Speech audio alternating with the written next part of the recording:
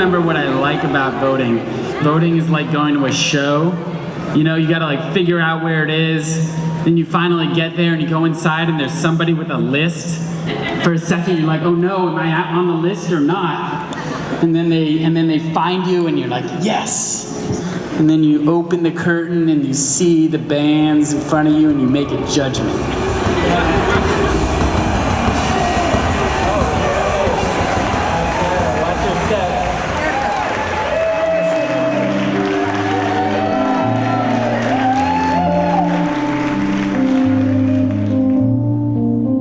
I am wondering if you consider yourself to be a feminist.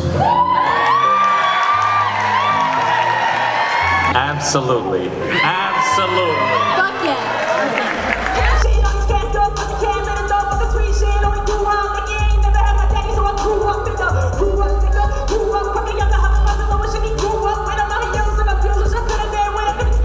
Can I ask you all, how many of you here think that this young woman has executive leadership skills?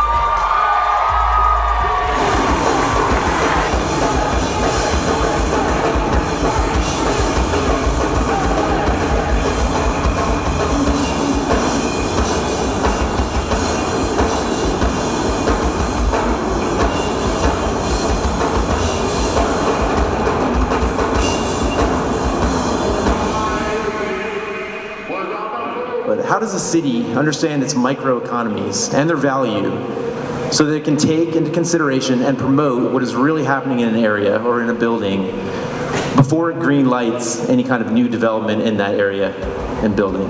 Like, you know, how can you really know what's there to make sure you're not destroying something vital? It's about making sure that the growth that we have in the arts and culture community, that it's organic, that it truly comes from the neighborhoods, from the community. And right now it exists in the Olneyville space. It exists in other places as well.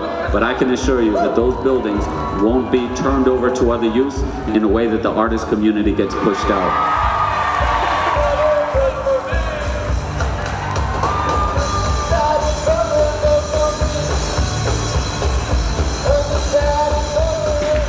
I see the future of Providence closely tied to the future of the art, culture, and music scene. I can assure you that this community is going to have a seat at the table when we're making the most important decisions for the future of the city of Providence. And that's the commitment that I make.